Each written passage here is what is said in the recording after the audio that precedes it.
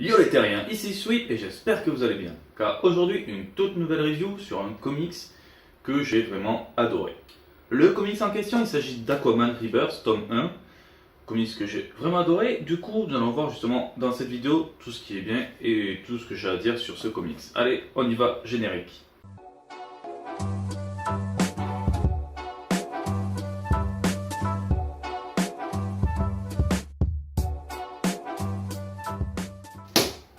Allez, c'est parti.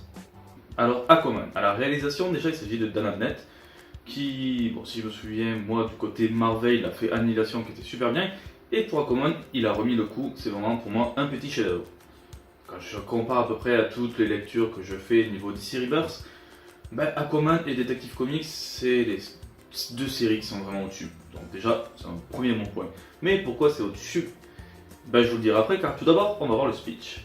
Au tout début du comics, on apprend que l'Atlantide a formé une ambassade sur les terres américaines, tout cela pour avoir une représentation auprès donc, des États-Unis, mais aussi du reste du monde.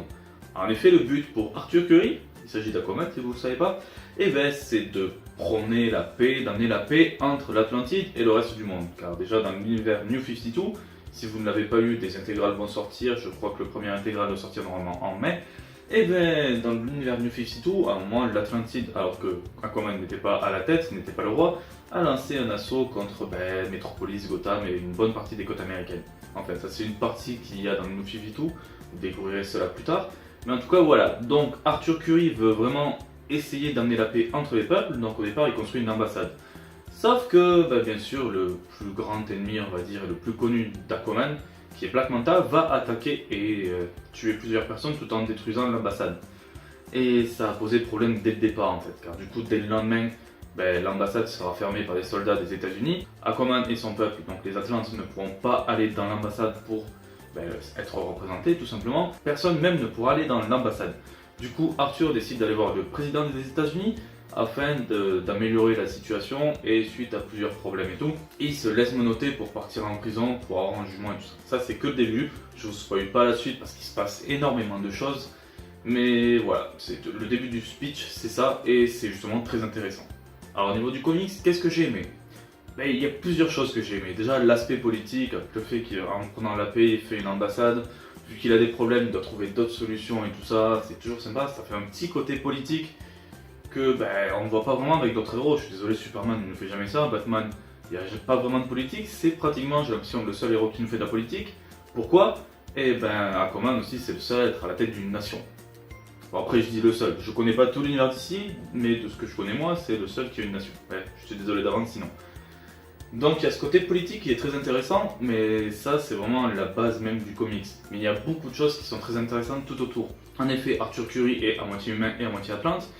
Et de l'autre côté, nous avons Mera qui, elle, est de Xebes, donc ce n'est pas vraiment une Atlante de l'Atlantide comme il faut.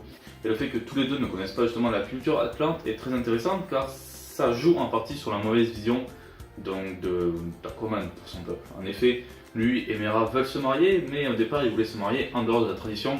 Sauf que s'ils ne respectent pas la tradition, on le sait tous par rapport au truc de rite et tout ça, et ça passe mal avec le peuple. Donc déjà, on va voir aussi ce côté où Arthur, en plus de commencer à essayer de gérer avec la Terre, tout simplement, il doit aussi essayer à comprendre son propre peuple. Mais ça, c'est vraiment que la base, il y a plein d'aspects. Il y a Aquaman qui se remet souvent en question, en effet, il se remet déjà en question par rapport à sa place dans la Justice League, et aussi par rapport à sa place dans le monde. En effet, il est légèrement rejeté d'un côté par les Atlantes, la Terre ferme ne le considère pas comme un des leurs non plus, et il ne le considère pas non plus comme un héros, même s'il fait partie de la Justice League et qu'il a souvent sauvé la Terre. Et vu que c'est le roi des Atlantes, les gens n'ont pas confiance en lui. Donc il y a vraiment beaucoup d'aspects très intéressants dans ce comics.